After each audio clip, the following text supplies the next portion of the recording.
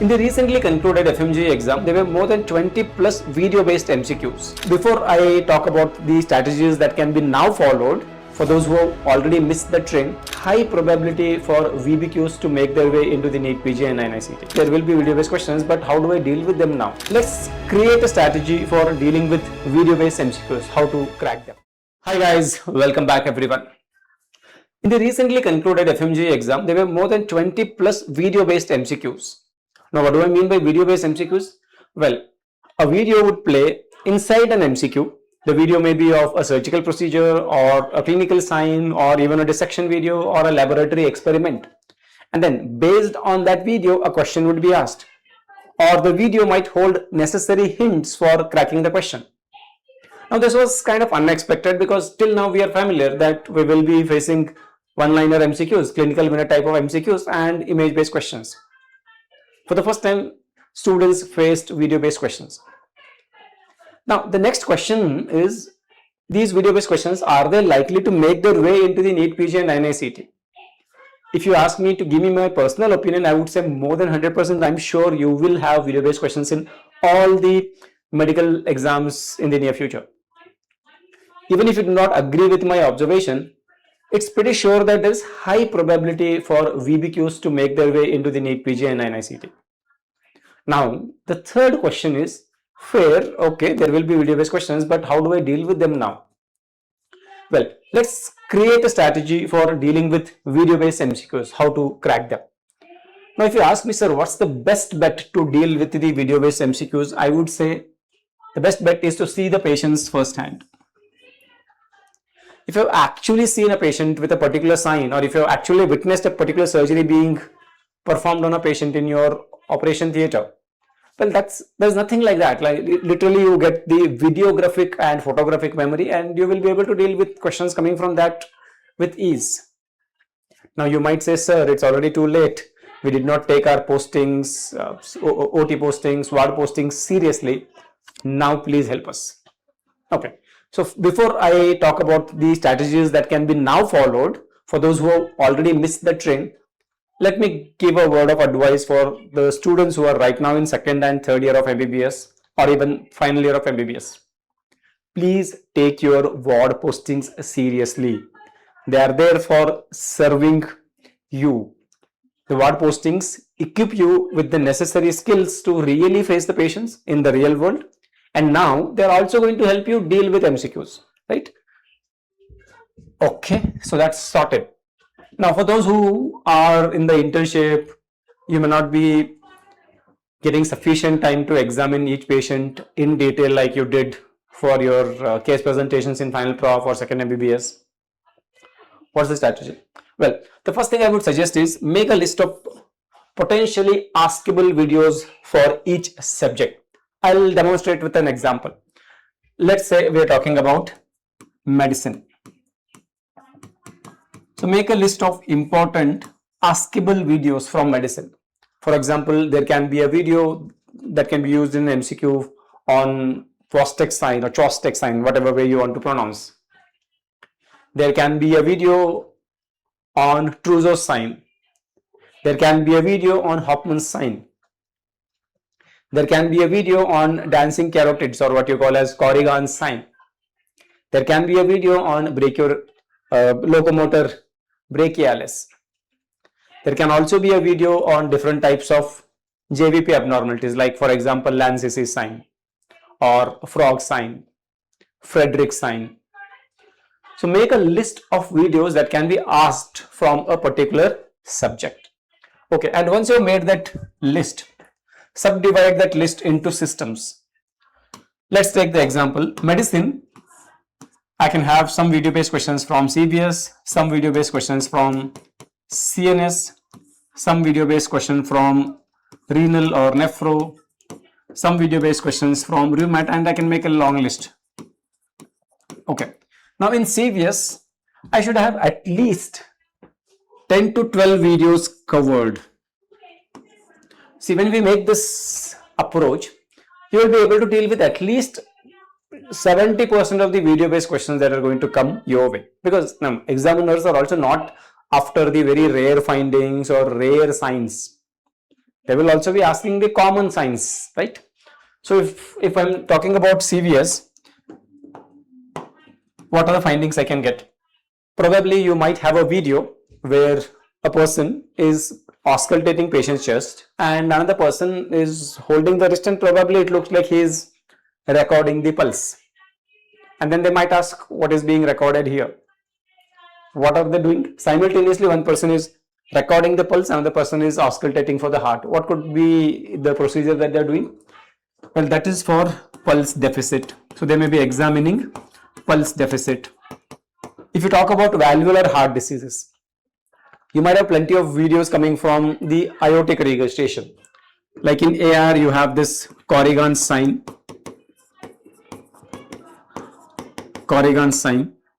Then you might also have plenty of video-based MCQs coming from JVP. For example, Lancey's sign or frog sign. You might have also videos where apical impulse may be shown.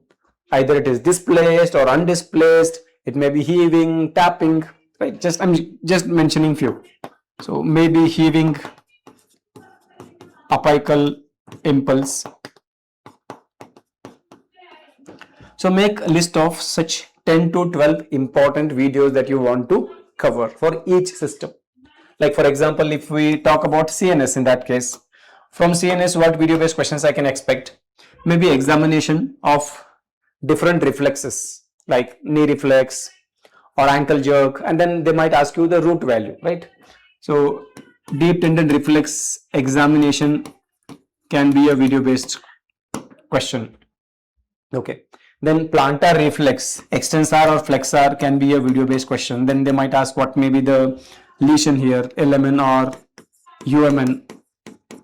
Okay. Then an extremely important template for the video-based questions, even in NEET SS we have observed this, is going to be movement disorders like the tremors or chorea or athetosis or balismus. I'm almost sure like we're going to get one question on this movement disorders. One question is kind of expected from this because they're very easy to find for the boards to include in the questions, and they're also expected that an undergraduate student is supposed to know these abnormal movements. Okay. Then there can also be video-based questions on gait. So if they're not going to ask a movement disorder, then there may be a video-based questions on different gait abnormalities like the high steppage gait or festinant gait. Okay, so similarly, I can make a list of around 10 to 12 important videos that I should be covering from CNS. If you have time, of course, cover more videos, but these are bare minimums that you should do. If I have to talk about renal, there can be video-based questions where patients may be having flapping tremor, and that they may mention that the patient is known diabetic for a long time. Patient's urine albumin create ratio is suggestive of diabetic nephropathy. Now she has or he has flapping tremor. So what do you suspect? So these kind of questions you can anticipate. So compile a list like this. And once you compile the list, I want you to go through these videos from whatever sources you can get. One of the way to get these videos is the platforms like PW, which may be providing video-based questions. So you can definitely go through them. Second, let us say Santhosh Sir said Lancey's sign is an important video-based question, but then the QBank does not have that video. Then what should I do? Simple, go to YouTube and find out, and you will almost always find some fellow doing a nice coverage of a particular sign on the YouTube. Go through that. So first make a list, then go through those videos, and whenever you are convinced that okay, I have understood the findings demonstrated in this particular video, then tick mark it on the list. So with time, your list should be completed, means all the findings that you wanted to see are ticked. Okay, and then once in a while revisit your list and then try to like recall, oh, what happens in Lancey's sign? How did it look like when I had seen it for the first time? So if you're able to recall, then you're, kind of sorted on that particular sign or particular video. Okay. One important tip I'm giving you is IBQs have high potential to be converted as video-based questions. Like we have seen this in Aftal. The slit lamp examination, they used to get the findings as images and then ask you MCQs on it. This time, instead of giving them as images, they gave videos. Similarly, in case of medicine, I forgot to add an important CVS thing, that is going to be ECGs, right? A lot of ECGs we have seen in image-based questions, but the same things can now be video-based questions. Instead of, like, let us say there's a patient with PSVT or AFib, instead of giving you one rhythm strip image, they will have few seconds of patient monitor video recorded. And from that video, you should be able to recognize whether the video is showing atrial fibrillation or PSVT or any other arrhythmias. Okay, so even ECGs can be video-based questions. So a lot of image-based questions have potential to be converted to video-based questions. So keep that in mind. During internship, especially your emergency and ICU postings, take them seriously. You will learn a lot of information there, and one or two video-based questions might be cracked easily from your internship experience. Okay. Then when you just watch the video, the examiners are not promising that the video will look exactly the same the way you have seen it in YouTube or in the app QBanks. The video might look a little different and then you will be lost. Now, it's not going to be like your second year pathology exam where you used to look at the slide.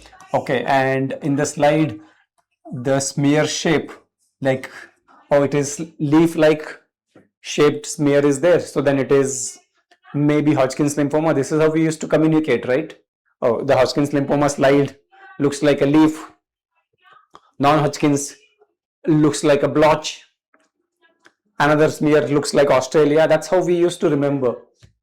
Once we see it under the microscope, we could not identify anything, but the smear shape we could remember, and on that basis we used to like bluff the answers.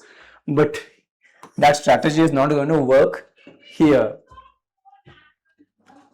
That's why I'm telling you, once you have compiled the list and you have made potential sources for all these videos, I would strongly recommend you to read the theoretical description of the videos that you are going through. Like, to give you an example, let's say I have watched a video of pulse deficit. Means in the pulse deficit, they're simultaneously measuring the heart rate and pulse rate.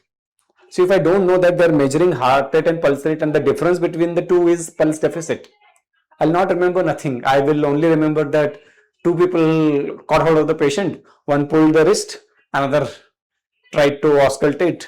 And what was going on, I don't know. Maybe it was chaotic OPD. That's why two people were trying to complete the examination part quickly. That's how I would rather think, right? So only when I read that, oh, okay, to get the pulse deficit, we need simultaneous heart rate and pulse rate reading. And unfortunately, one person cannot simultaneously concentrate on measuring heart rate as well as pulse rate. That's why two people are doing it. Then my understanding of the video is complete. So next time, the person standing on the right is measuring the heart rate, person standing on the left is measuring the pulse rate. The video I had seen, it was vice versa. I will not be confused. I know two people are simultaneously recording, and one is recording heart rate and another is recording pulse rate. So I know it is about pulse deficit, right? So those things are important. Okay. So go through the theoretical description of each video, and then your kind of VBQ preparation is coming to an end. Please ensure all named signs are covered by you, because named signs have high probability of coming as video-based questions. Okay. Any sign that has a name of a person attached to it, there's a high chance that it may be a VBQ. Okay. And if you want more updates and more insights into dealing with video-based questions, follow your favorite faculty like me, Surgery Guy, and Prasant Sir on the Instagram, so that we would be giving you updates on techniques to deal with video-based questions. We'll also be sharing the list of important VBQs that you should be aware from each subject and each system. So make sure you follow people who are actively helping you out on this. Okay. One last important suggestion. I would suggest that you make a list on Excel sheet, because tracking whether you have covered a particular video or not becomes easier. So on the Excel sheet, you will have one column listing all the important videos for a particular subject. Okay. One column for videos, and the column you will have it for tick marking, whether you have seen that video or not. And you can also have another column for a link. Like let us say I wanted to see Corrigan sign, it's part of my list. I wanted to see dancing corrected or Corrigan sign, and I found one nice video on the YouTube. So in the link, I will place that link here under the link column. And once I've seen it, I will tick it. So that if I come back to this sheet next time and I have forgotten about Corrigan sign and I want to revisit, the link is there in your Excel sheet itself, so that you can reach there quickly. You don't have to do a Google search or a YouTube search again, and then like you have to scroll to reach the video that you had initially seen, right? So this way you can track and simplify your preparation strategy. If at all you are not getting a particular video on the internet, you can use ChatGPT or Gemini or other video generating tools to generate a video of that sign. But please remember, the AI generated videos may not be perfect, so do share them with your senior residents or your faculty members or even us on the social media and ask us for a comment. If the video does not have any flaws, we would say it does not have any flaw and you can use it for your preparation. But if video has some gross omissions or errors, we would point that out. And that's also a way to remember things better, because you noticed or somebody pointed out an error in the video, and next time you see that error again, you will not be able to miss it, right? So that's it from me on the strategy for video based questions. I'll see you in the next class.